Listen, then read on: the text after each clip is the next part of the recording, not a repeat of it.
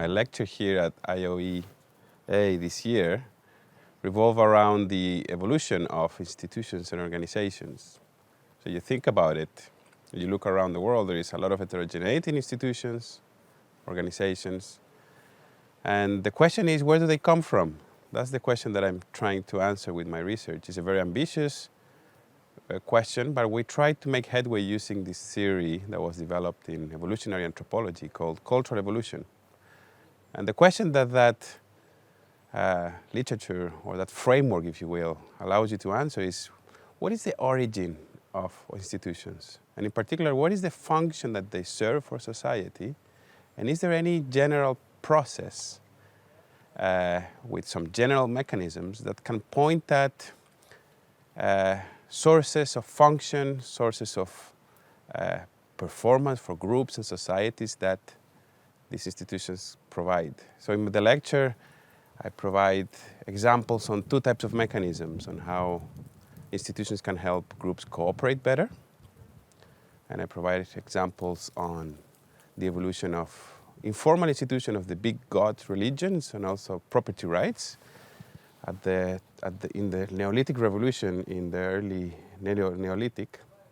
And the other mechanism is that societies can do better or worse, and this is a very general mechanism, when they accumulate knowledge, technologies better than others. And there are institutions that can help that process. So I give the example of the Republic of Letters, which has been studied by Joel Mokyr quite extensively, and my own research on the evolution of organizations. And then at the end of the lecture, I just provide a little bit of discussion on the change and persistence of institutions and organizations and how this framework of cultural evolution can help you think about that.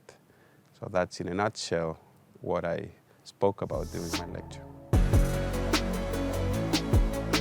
The IOEA Institute and this academy that you run here is amazing, really. It's the place that you're in is beautiful. The camaraderie and the organization by Eric and his team is wonderful. And two general thoughts and two general things I kind of pop up to my mind when I think about my experience this week here.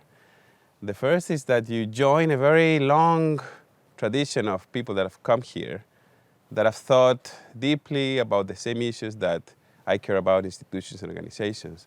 So I was told that there are more than 1,000 scholars that have come through this institute over the course of 20 years. So you join a very esteemed and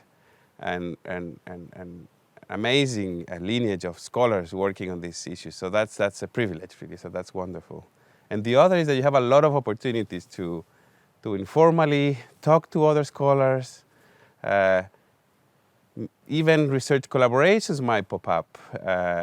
So that informal aspect of discussions and getting to know the research agenda of other scholars and you sharing your own research and ideas and others opining on that or having an interest and eventually develop new collaborations is a wonderful aspect of the Institute. So those two things are at the top of my mind. But there are many, many other things that I would recommend being here.